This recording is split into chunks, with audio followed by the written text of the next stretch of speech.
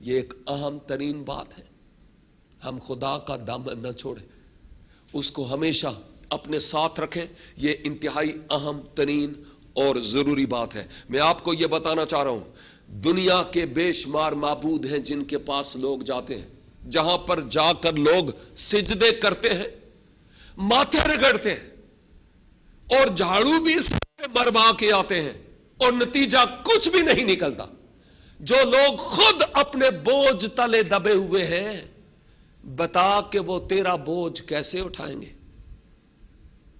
لیکن کوئی ہے جس کا اپنا کوئی بوجھ نہ تھا, اور وہ تجھے یہ کہتا ہے اپنا سارا بوجھ مجھے دے دے, کیونکہ میں تمہیں آرام دینا چاہتا ہوں.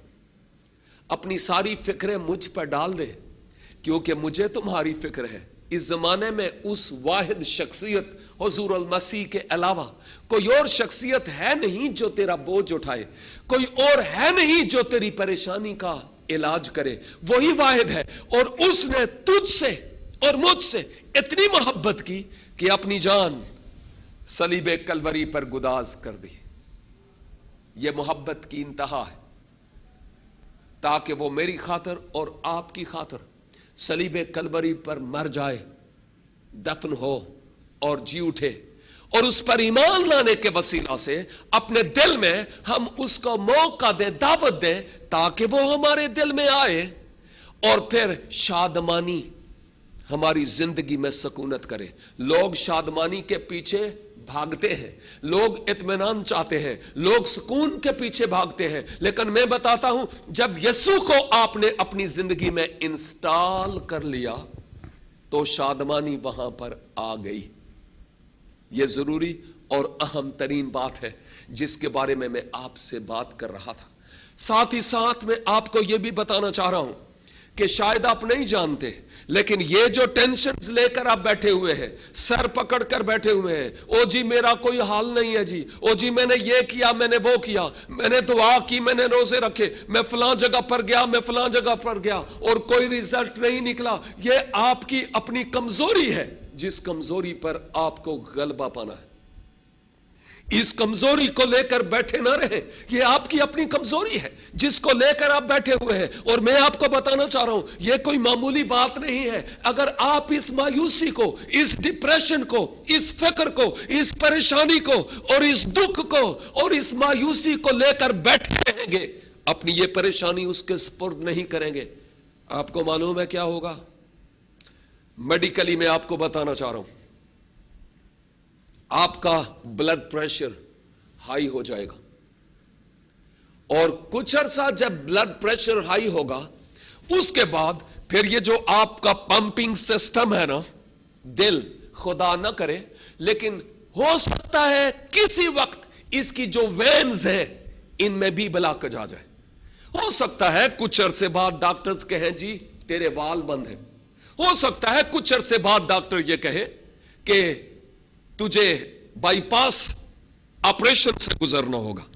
ہو سکتا ہے اس کے بعد صرف ایک ہی بات نہیں ہے. لوکا کی انجیل میں لکھا ہے کہ جب ایک بری روح کسی شخص سے نکلتی ہے تو وہ اپنے جیسی اور ساتھ لے کر اس شخص میں داخل ہوتی ہے.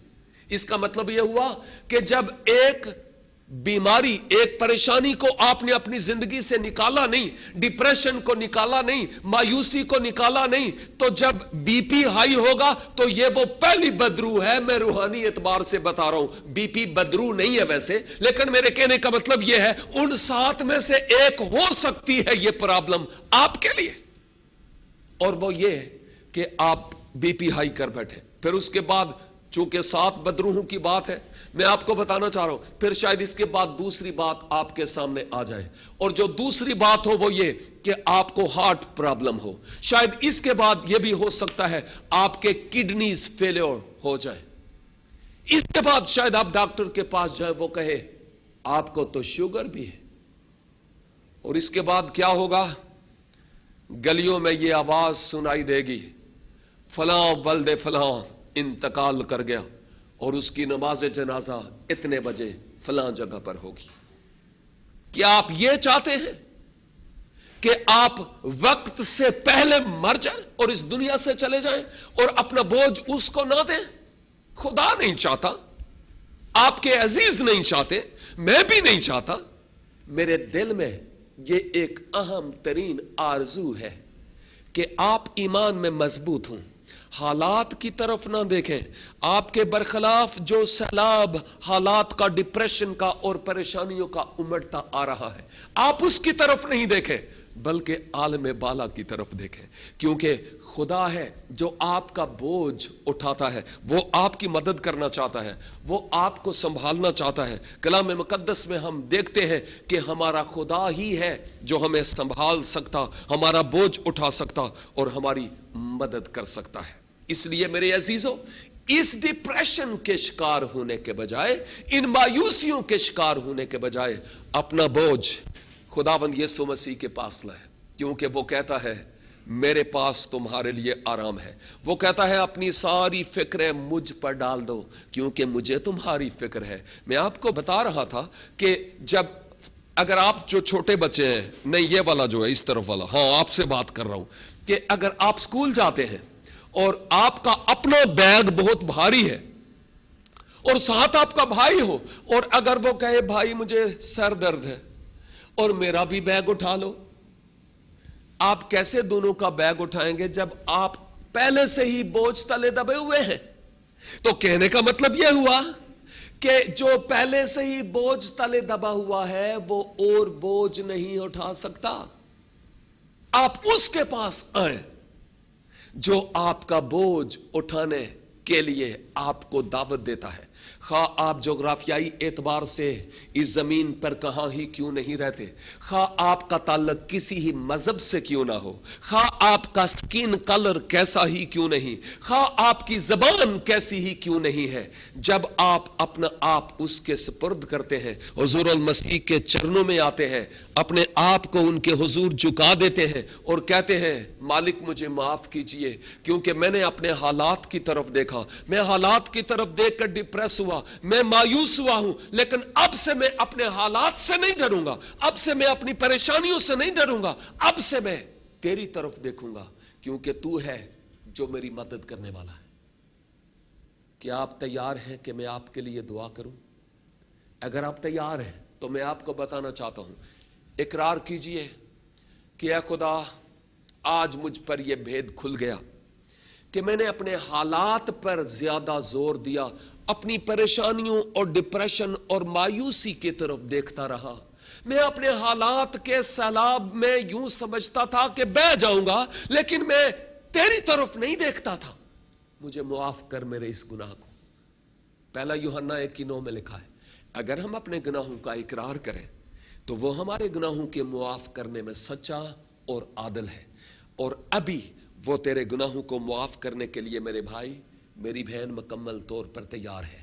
اور اس کو کہہ میری زندگی میں آ، میرے دل میں آ، تبدیلی لا، تاکہ میں آج کے بعد کسی دوسرے کی طرف نہیں بلکہ تیری طرف دیکھنے والا ہوں، کیونکہ آج بھید کھل گیا، تو میرا بوجھ اٹھاتا ہے، کوئی اور میرا بوجھ اٹھانے والا نہیں۔